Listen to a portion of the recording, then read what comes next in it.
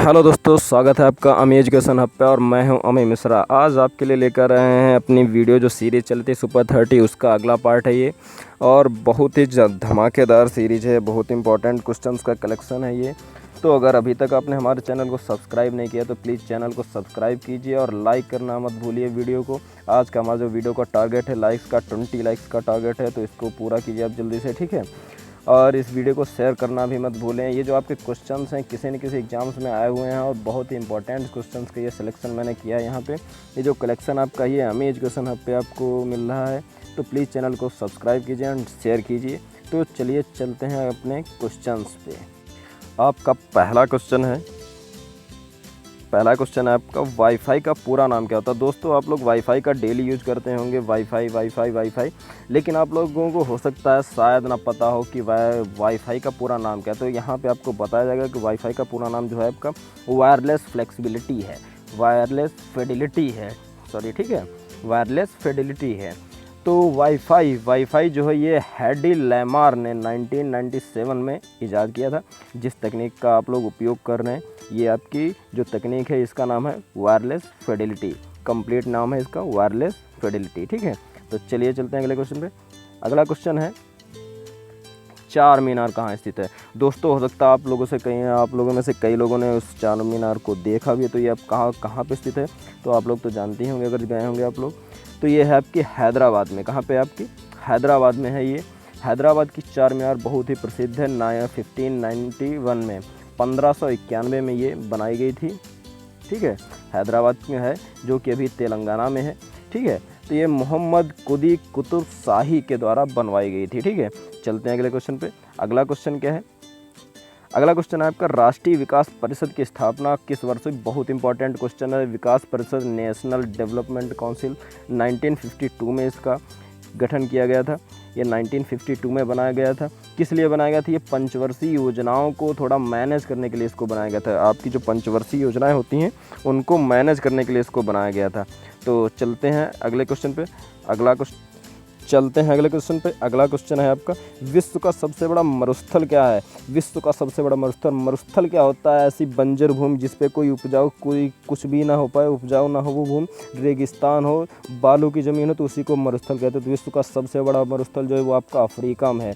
Africa में कहाँ पे है वो, अफ्रीका में आपका सहारा मरुस्थल है, सहारा का मरुस्थल है, उसको सहारा का मरुस्थल कहते हैं। ये विश्व का सबसे बड़ा है और लगभग इसका जो आकार है वो आपके भारत का जो क्षेत्रफल उससे भी ये दोगुने आकार का है। तो आप सोच सकते हैं कितने बड़े साइज़ का होगा ये। अब यहीं पे क्वेश्चन आता है कि भारत का सबसे बड़ा मरुस्थल कौन है, तो वो आपका थार मरुस्थल है, ठीक है, थार मरुस्थल। तो चलते हैं अगले क्वेश्चन पे। नेक्स्ट क्वेश्चन से, ये आप लोगों को क्वेश्चंस पसंद आ रहे होंगे तो लाइक ज़रूर करिएगा और वीडियो को चैनल को सब्सक्राइब ज़रूर कीजिएगा। और शेयर करने का तो कहना ही नहीं पड़ेगा, मुझे लग रहा है आपको शेयर करना ही है, ठीक है। चलते हैं अगले क्वेश्चन। अगला क्वेश्चन जो है आपका, अवधी भाषा में लिखित रामचरितमानस के रचयिता तुलसीदास किसके समकालीन थे। अवधी भाषा में जो आपके रामचरितमानस, आप लोग हिंदू हैं तो हिंदू लोग जो हैं उनका बहुत बड़ा महाकाव्य है, बहुत उनकी आस्था है। तो उनका जो है धार्मिक ग्रंथ है रामचरितमानस, तो उसके रचयिता जो तुलसीदास हैं, ये आपका क्वेश्चन है कि वो किसके समकालीन थे, वो किस राजा के समकालीन थे। तो वो आपका राजा है अकबर, समकालीन थे वो, ठीक है। तो चलते हैं, इनकी कुछ रचनाएं भी आपने 12th फर्स्ट ईयर में पढ़ी होंगी, तो वो रचनाएं भी इनकी इंपॉर्टेंट रहती हैं आपके क्वेश्चन जिसमें हिंदी वगैरह पूछी जाती है, वहाँ पे क्वेश्चन इनके आते हैं तुलसीदास की रचनाएं क्या हैं। तो उनमें से मैं आपको कुछ बता देता हूँ, जैसे बरवे रामायण, विनय पत्रिका और कवितावली, ये इनकी कुछ इंपॉर्टेंट, और रामचरितमानस तो इनका मेन ही है। तो ये जो है इनकी कुछ इंपॉर्टेंट रचनाएँ भी हैं, ठीक है। चलते हैं अगले क्वेश्चन पे। अगला क्वेश्चन क्या है, अगला क्वेश्चन है, भारत में वस्तु एवं सेवा कर GST, goods and service tax कब लागू किया गया था। गुड्स एंड सर्विस टैक्स जो आपका था वो कब लागू किया था, तो वो आपको पता है 1 जुलाई ऑफ 2017 में आपका गुड्स एंड सर्विस टैक्स को लगाया गया था। ये GST जो है इसका शॉर्ट फॉर्म है। ये सबसे पहले कहाँ पे लगाया था, ये इंपॉर्टेंट क्वेश्चन बनता है आपका कि भारत में ये सबसे पहले किस राज्य में बनाया गया था। ये आपका असम में जो था ये आपके सबसे पहले भारत में लगाया गया था। और अगर वर्ल्ड की बात करें तो 1954 में, 1954 में ये फ्रांस में लग चुका था और भारत में आते आते इसको 2017 हो गया। तो चलते हैं अगले क्वेश्चन पे। अगला क्वेश्चन है, कह रहा है कि निम्न में से कौन सी जीएसटी प्रणाली के अंतर्गत शामिल नहीं है।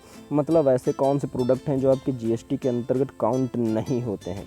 तो वो आपके पहला प्रोडक्ट है आपका शराब, वाइन, और दूसरा प्रोडक्ट है जो आपका पेट्रोलियम। इन पर जीएसटी नहीं लगती है। तो इसका ऑप्शन नंबर सी सही होगा।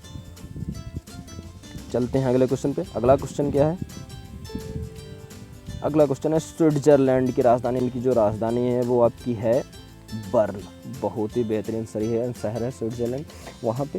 तो आपकी जो इसकी राजधानी है स्विट्जरलैंड की बर्न है, और इसकी जो अभी आपकी वहाँ पे मुद्रा है वो आपकी स्विस फ्रैंक है। स्विस फ्रैंक आपकी वहाँ की मुद्रा है। ठीक है, चलते हैं अगले क्वेश्चन पे। अगला क्वेश्चन है, मोगादिशु किस देश की राजधानी है। अभी देश से राजधानी पूछ रहे थे, अब राजधानी से देश का नाम पूछ रहे हैं, तो थोड़ा दिमाग चला के रखना है आपको। मोगादिशु किस देश की राजधानी है? मोगादिशु जो आपकी राजधानी है वो है सोमालिया की। किसकी है? सोमालिया की राजधानी है। ठीक है, तो ये आपका राइट आंसर है। यहाँ पे सोमालिया की राजधानी आपकी है सोमालिया की। ठीक है, तो चलते हैं अगले क्वेश्चन पे। अगला क्वेश्चन जो है, और सोमालिया से रिलेटेड कुछ आपको फैक्ट बता दें। जो इसका सोमालिया है, इसका जो करेंसी वो सोमालियाई शिलिंग है। ठीक है, सोमालियाई शिलिंग है आपकी, इसकी यहाँ की करेंसी जो है सोमालियाई शिलिंग है। और यहाँ के जो राष्ट्रपति हैं वो आपके शरीफ अहमद जी हैं। शरीफ अहमद जी हैं। अब अगला क्वेश्चन है हमारा। अगला क्वेश्चन है, संयुक्त राष्ट्र यूएनओ का मुख्यालय है आपका न्यूयॉर्क सिटी में है आपके। ठीक है, और यहाँ पे अभी तक यूएनओ के अंदर कितने कंट्री जो हैं वो आपके जुड़ सके हैं? वो 193 कंट्रीज़ जो हैं वो आपकी जुड़ चुकी हैं। यहाँ पे जो अभी लास्ट में इसका इंपॉर्टेंट क्वेश्चन ये है कि जो यहाँ पे जो सबसे लास्ट में जुड़ने वाली कंट्री वो कौन सी? वो आपकी साउथ सूडान है, दक्षिणी सूडान है। यूएनओ का जो आपका यूएनओ बनाया कब गया था? यूएनओ जो आपका है वो बनाया गया था 24 अक्टूबर 1945 को, 1945 को बनाया था। और इसका मोस्ट इम्पॉर्टेंट क्वेश्चन जो है ये, इसके अध्यक्ष कौन है इस टाइम पे? जो आपके इसके अध्यक्ष हैं यूएनओ को, वो है एंटोनियो गुटेरस जी। एंटोनियो गुटेरस जी। तो मैं यहाँ पे एक क्वेश्चन से रिलेटेड जितने भी क्वेश्चंस बनने वाले हैं आपके एग्जाम में आने वाले, मैं उन सब की बात कर रहा हूँ। तो आप लोग इस पे ध्यान दीजिए, कॉपी पेन लेकर बैठिए और इन क्वेश्चंस को नोट कीजिए। चलते हैं अगले क्वेश्चन पे। अगला क्वेश्चन मोस्ट इम्पॉर्टेंट आपके नेताजी से रिलेटेड है। नेताजी सुभाष चंद्र बोस हवाई अड्डा कहाँ स्थित है? ये जो आपका हवाई अड्डा है ये कोलकाता में स्थित है और 1924 में बनाया गया था इसको। और नेताजी सुभाष चंद्र बोस की बात आ गई है तो ये कहाँ पे इनका जन्म कहाँ पे? तो ये इनका जन्म उड़ीसा के कटक में हुआ था 23 जनवरी ऑफ 1897 में हुआ था। तो चलते हैं अगले क्वेश्चन पे। अगला क्वेश्चन क्या है? अगला क्वेश्चन जो हमारा है वो है, प्रथम संपर्क क्रांति ट्रेन चली। संपर्क क्रांति की यहाँ पे बात हुई है तो संपर्क क्रांति का मतलब ये दिल्ली कंट्री की राजधानी से, दिल्ली से आपके जो हैं ये जो जितने भी आपके हैं यहाँ पे राज्य, उनकी राजधानी को ये जोड़ने वाली एक्सप्रेस है। इसको संपर्क क्रांति एक्सप्रेस कहा जाता है। तो इसके जो पहला है वो स्टार्टिंग वो दिल्ली से ही होती है और फिर अदर उनके राजधानियों में जाकर ये रुकती है। तो जो पहली संपर्क क्रांति एक्सप्रेस थी वो आपकी कहाँ से चली थी? वो आपकी चली थी दिल्ली से बंगलुरु के बीच में चली थी। कहाँ पे चली थी? दिल्ली से बंगलुरु के बीच में चली थी। ये इसकी कितनी है लंबाई, कितनी होगी यहाँ पे? तो ये इसका जो है आपकी 46 ट्रेनें अभी तक इसकी निकली हैं और ये 2004 में तो चली थी। पहली ट्रेन जो है 2004 में चली थी और अभी तक इसकी 46 ट्रेन को लॉन्च किया गया है संपर्क क्रांति की। चलते हैं अगले क्वेश्चन पे, बेहतरीन क्वेश्चन पे। आपका अगला बेहतरीन क्वेश्चन है, निम्नलिखित में से कौन सी रेलगाड़ी देश के सबसे लंबे रेल मार्ग पर चलती है? इसका दूसरा भी ऑप्शन ये है कि ऐसे पूछ सकते हैं कि भारत में सबसे लंबी दूरी तय करने वाली एक्सप्रेस कौन सी? तो वो है आपकी विवेक एक्सप्रेस। विवेक एक्सप्रेस जो है आपकी वो सबसे लंबी है, जो यहाँ पे आपका सबसे लंबा हाईवे जो आपका तय करती है, रेल मार्ग तय करती है। तो वो आपकी कहाँ से तय करती है? वो आपकी कन्याकुमारी से डिब्रूगढ़, असम। कन्याकुमारी से जो है आपके डिब्रूगढ़ तक तय करती है। ठीक है, और इसको अप्रॉक्सीमेट 80 घंटे लगते हैं। कितने लगते हैं? 80 घंटे उतने को तय करने में लगते हैं। और ये टोटल दूरी जो है आपकी 4286 4286 किलोमीटर की टोटल दूरी है और ये सबसे लंबा मार्ग है इंडिया का जो एक ट्रेन द्वारा तय किया जाता है। और इसी से रिलेटेड जैसे क्वेश्चन है, एक सेकंड जो है आपकी वो सेकंड है हिमसागर एक्सप्रेस। वो है आपकी कौन सी है? हिमसागर एक्सप्रेस करके है। वो हिमसागर एक्सप्रेस में क्या है? हिमसागर एक्सप्रेस आपकी जो है जम्मू से आती है। कहाँ से आती है? जम्मू से आती है। ठीक है। जम्मू से आती है और जाती कहाँ, ये भी कन्याकुमारी जाती है और ये जो आपकी 3787 किलोमीटर का जो आपका है ये मार्ग तय करती है। तो ये तो हो गई बात ट्रेन की जो सबसे लंबी है। चलते हैं अगले क्वेश्चन पे जो है आपके पानी वाले जहाज़ से रिलेटेड। क्या मज़ा आता होगा पानी वाले जहाज़ पे बैठ के। तो चलते हैं क्वेश्चन पे। अगला क्वेश्चन है जो कह रहा है निम्नलिखित बंदरगाहों में से कौन सा एक मुक्त व्यापार क्षेत्र है, मतलब यहाँ पे आपका नो टैक्स नो रीजन, ठीक है। तो वो कौन सा है, वो आपका है कांडला। कांडला गुजरात की बात कर रहे हैं हम। कांडला जो है गुजरात की बात कर रहे हैं यहाँ पे। तो ये गुजरात की राजधानी क्या आपकी गांधीनगर है। एक क्वेश्चन इसका नया बन गया कि गुजरात की राजधानी क्या है भाई, गांधीनगर है और वहीं से हमारे पीएम मोदी जी बिलोंग करते हैं। तो चलते हैं अगले क्वेश्चन पर। अगला क्वेश्चन जो है हमारा, अगला क्वेश्चन है इंद्रधनुष का निर्माण कैसे होता है। ये तो हम फिजिक्स में आ गए हैं। इंद्रधनुष का निर्माण कैसे होता है ये तो आपको पता ही होगा। इंद्रधनुष आप ज़्यादा तो लोगों ने देखा होगा। इंद्रधनुष कैसे बनता है, 7 कलर्स होते हैं, विवग्योर जो आपके होते हैं, आपने देखे होंगे विवग्योर होते हैं ना। तो वो विवग्योर जो होते हैं वो आपके कैसे बनते हैं, आसमान में कैसे बन जाते हैं भाई। तो उन्हीं की बात यहाँ पे हो रही थी। वो होता है आपके अपवर्तन और प्रकाश के पूर्ण आंतरिक परावर्तन के द्वारा। जब आपका अपवर्तन होता है, परावर्तन होता है, 2 प्रक्रियाएं होती हैं, तब जाके ये जो आपका है इंद्रधनुष बनता है। और ये प्रक्रियाएं होती कहाँ है, आसमान में होती हैं। आसमान में कहाँ पे होती हैं, पानी की बूंदें, पानी वर्षा होने के बाद में तुरंत उसके ये इंद्रधनुष बनता है। तो ये इसके 2 प्रकार हैं। 2 प्रकार कैसे हैं, एक इंद्रधनुष होता है प्रथम प्रकार का, एक होता है द्वितीय प्रकार का। प्रथम प्रकार के इंद्रधनुष बनने में 2 बार जो आपका होता है अपवर्तन होता है और 1 बार पूर्ण आंतरिक परावर्तन होता है, ठीक है। बट जो आपका द्वितीय इंद्रधनुष है उसमें 2 बार अपवर्तन होता है और 2 बार ही पूर्ण आंतरिक परावर्तन होता है। बस दोनों में डिफरेंस ये होता है और इनके कलर्स भी चेंज हो जाते हैं, ऊपर नीचे इनके चेंजमेंट आ जाता है। चलते अगले क्वेश्चन पे। अगला क्वेश्चन जो है, अगला क्वेश्चन आपसे ही रिलेटेड। अगर आप लंबे व्यक्ति हैं और अपने को खुद को पूरे शीशे में देखना चाहते हैं तो आप कैसे उस शीशे की लंबाई करेंगे। तो ये सीधी बात यहाँ पे है कि 1.5 मीटर लंबे व्यक्ति को अपना पूर्ण प्रतिबिंब देखने के लिए आवश्यक दर्पण की न्यूनतम लंबाई बताइए। अब भाई 1.5 मीटर हो, चाहे 5 मीटर, चाहे 10 मीटर लंबा हो, बस एक फार्मूला आपको याद करना है कि अगर आपको पूरा प्रतिबिंब देखना है तो जितनी लंबाई आपको देखनी है उससे आधा आपको मिरर लगाना पड़ेगा। मुझे 1.5 मीटर देखना है तो मुझे 0.75 मीटर लंबा शीशा लगाना पड़ेगा। सीधा फंडा है। अगले क्वेश्चन पे चलते हैं। वीडियो पसंद आ रही है तो लाइक कीजिएगा, सब्सक्राइब कीजिएगा चैनल को, शेयर करना मत भूलिएगा।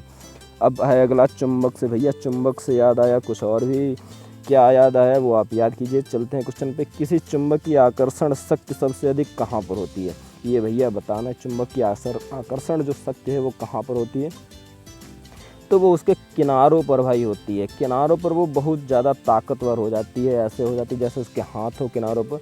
तो वो किनारों पर जो उसकी जो है सबसे आकर्षण शक्ति सबसे तेज हो जाती है, ठीक है। तो चलिए ये तो क्वेश्चन ऐसे ही निपट गया, सरल था मुझे लग रहा है। तो मैं सुना होगा परमाणु बम किस पर आधारित है, तो वो आपकी नाभिकीय विखंडन प्रक्रिया पर आधारित है। नाभिकीय विखंडन की प्रक्रिया पर आधारित है, न्यूक्लियर फिजन पर आधारित है, ठीक है। और पहला परमाणु बम किसने बनाया था, जो आपका पहला परमाणु बम है वो आपका ऑटो हान जी ने बनाया था। ऑटो हान, यही इसके जन्मदाता हैं परमाणु बम के, ऑटो हान ने बनाया था। और पहला परमाणु बम कहाँ पे, अमेरिका में ही टेस्ट हुआ था, बट गिरा कहाँ पे था, तो वो आपके जापान में गिराए गए थे। आपको वहाँ से याद होंगे ना, जापान में गिराए गए थे आपके हिरोशिमा एवं नागासाकी पे 6 अगस्त, ठीक है, 6 अगस्त को। कहाँ पे, हिरोशिमा एंड नागासाकी में। तो वो आपका परमाणु बम है, बहुत ही खतरनाक बम होता है। अगले क्वेश्चन पे चलते हैं। अगला क्वेश्चन भी इसी से रिलेटेड। हाइड्रोजन बम क्या है, जो भी आपके उत्तर कोरिया महाराज ने टेस्ट किए हैं, टेस्ट कर रहे हैं 1-2 साल से, वो कुछ सनकी हैं तो वो टेस्ट करते रहते हैं। इस टाइप से बम वगैरह हैं, वो उनको खुद नहीं पता कि मैं खुद नष्ट होऊंगा इसमें कि नहीं, लेकिन वो दूसरे को लपेटना चाहते हैं इसमें। तो उनसे रिलेटेड ये समझिए क्वेश्चन है कि हाइड्रोजन बम आधारित है। हाइड्रोजन बम भाई किससे आधारित है, तो हाइड्रोजन बम जो आधारित है वो नाभिकीय संलयन पर आधारित है। अब आपको एक क्वेश्चन यहाँ पे निकला होगा कि ये संलयन और विखंडन क्या होता है। जब हम 2 लोगों को ऐसे लेते हैं, ऐसे उनके डायरेक्ट सिर से टक्कर करवा देते हैं ये आपका हो गया संलयन, ये संलयन हो गया, ये केमिस्ट्री की भाषा में बात कर रहा हूँ मैं, ये संलयन हो गया। अब यहाँ से जो ऊर्जा निकली आपकी ये ऊर्जा है नभ की संलयन की, यही हमारे हाइड्रोजन बम में यूज होता है सिद्धांत, और यही हमारे सूर्य देवता भी यूज करते हैं अपने अंदर, इसीलिए इतने दिन से प्रकाशमान है लगातार, ठीक है। और रही बात ना जो आपका ये अभी पिछला क्वेश्चन है, कौन सा क्वेश्चन था, जो परमाणु बम वाला, तो ये आपके टूटने से यहाँ पे आपको बड़ा पदार्थ ही जा जाता है, उसको तोड़ना होता है, यहाँ से न्यूट्रॉन वगैरह ये दो अलग में, और यहाँ से जो ऊर्जा निकलती है इनके टूटने से, तो वो आपका क्या बनता है, परमाणु बम बनता है। तो चलते हैं अगले क्वेश्चन पे। अब इनके बारे में ज़्यादा डिटेल नहीं करेंगे वरना बनने लगेंगे ये भी। तो अगला क्वेश्चन है, भारतीय राष्ट्र ध्वज के चक्र में कितनी तीलियां, सभी को पता होगा, यही मेरा आज का मेन क्वेश्चन है, भारतीय राष्ट्र चक्र में कितनी तीलियां हैं, लेकिन इनका कारण मैं पूछ रहा क्यों, इतनी ही क्यों होती हैं, ये क्वेश्चन है।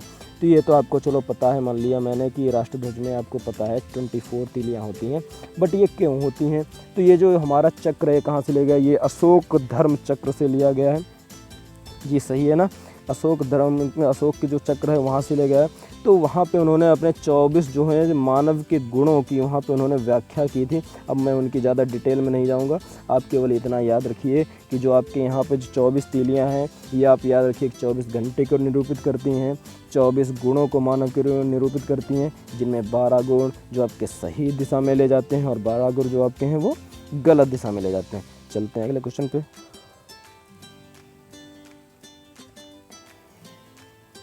अगला क्वेश्चन जो है आपका, अगला क्वेश्चन है, भारतीय संविधान सभा ने राष्ट्रध्वज के प्रारूप को कब अपनाया। भैया इंपॉर्टेंट क्वेश्चन, अपने भारत से रिलेटेड है, अपने झंडे से रिलेटेड है। तो भारतीय संविधान सभा ने राष्ट्रध्वज के प्रारूप को कब अपनाया, इसका मतलब है कि जो आपका झंडा है ये कब आपका झंडे के रूप में माना गया कि हाँ चलो इसको झंडा ही रखते हैं अपना। तो ये आपको 22 जुलाई 1947 में ये है, इस पर विचार किया गया और इसको अप्रूव, ठीक है। चलते हैं अगले क्वेश्चन पे।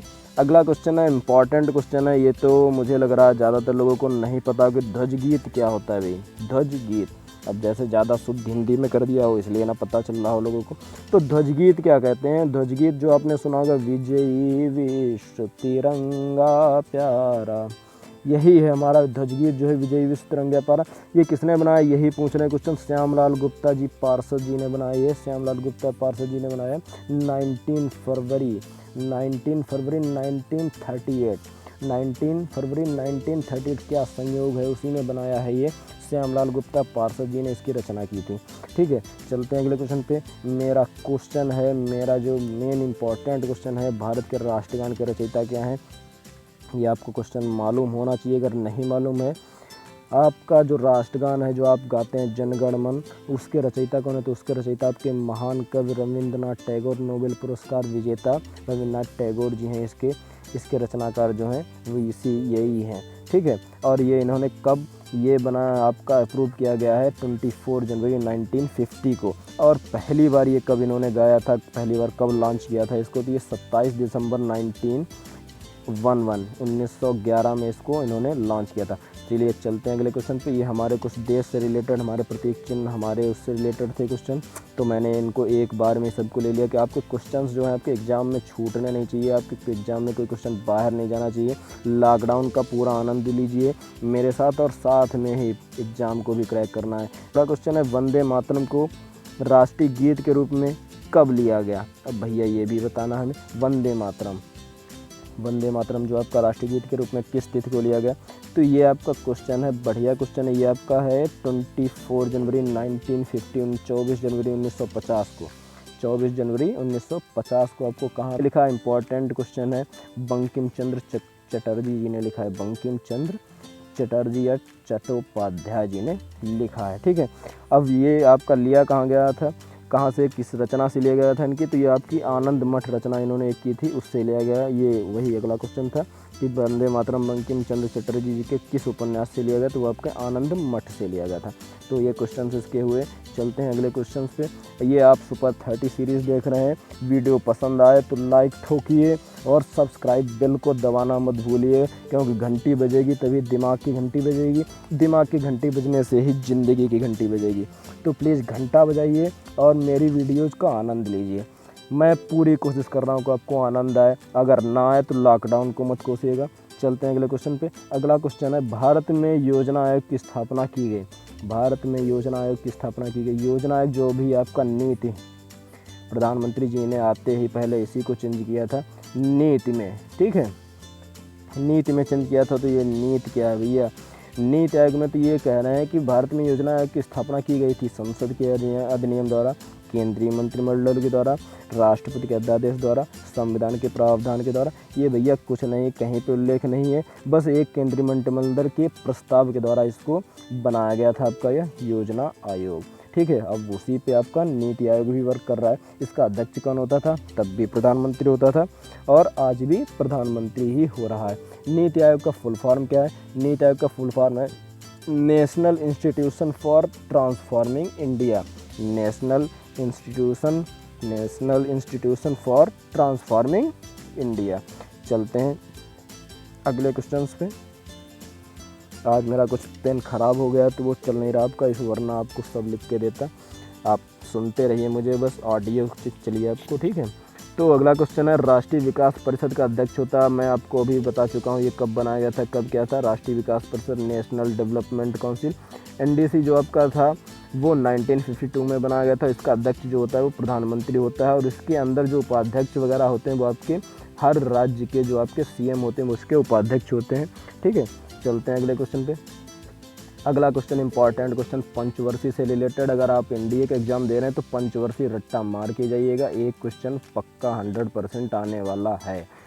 तो ये जो पूछ रहे हैं कि पहली जो पंचवर्षीय थी वो कब आपकी बनी थी, कब से शुरू हुई थी। तो जो पहली पंचवर्षीय थी वो आपकी 1951 से लागू हुई थी। फर्स्ट जो पंचवर्षीय थी वो आपकी 1951 से लागू हुई थी और 5 साल की पंचवर्षीय होती तो वो आपकी 51 से 56 तक चली थी, ठीक है। अभी ये पंचवर्षीय जो है वो आपकी ख़त्म कर दी गई है 2017 को। जो आपकी लास्ट पंचवर्षीय थी वो 2017 में आपकी ख़त्म हो गई है। 2017 तक आपकी 12 पंचवर्षीय जो थी वो खत्म हो चुकी हैं। अब इसके बाद में कोई भी पंचवर्षीय योजना नहीं होगी। अब ये क्वेश्चन है प्रथम पंचवर्षीय योजना का मुख्य बल। अब ये तो भैया वहाँ पे पहले किसानी का देश था अपना और आज भी कृषि प्रधान देश है, तो किसानी से ही रिलेटेड वहाँ पे उन्होंने ज़्यादा ध्यान दिया था। अगला क्वेश्चन क्या है, अगला क्वेश्चन है द्वितीय पंचवर्षीय योजना किस विकास के मॉडल पर आधारित थी। तो किसने भैया ये किए थे, ये PC महालबोनिस, ये एक महानुभाव थे, उन्होंने इसका मॉडल तैयार किया था। ये कब से कब तक थी, ये 1956 से आपकी लेकर 56 से लेकर 61 तक थी, ठीक है।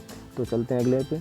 अगला जो है हमारा राष्ट्रीय विकास परिषद का गठन किया है। थोड़ा 31st क्वेश्चन आपका हो गया, एक्स्ट्रा भी हो गया, मैंने क्रॉप नहीं किया है, ये आपका एक्स्ट्रा क्वेश्चन है। ये आपको बताना है, कमेंट बॉक्स में बताना आप क्वेश्चन को। मैं इसको करवा चुका हूँ, राष्ट्रीय विकास परिषद का गठन कब किया गया, मैं इस क्वेश्चन को करवा चुका हूँ। तो ये आपको कमेंट बॉक्स में बताइएगा प्लीज़।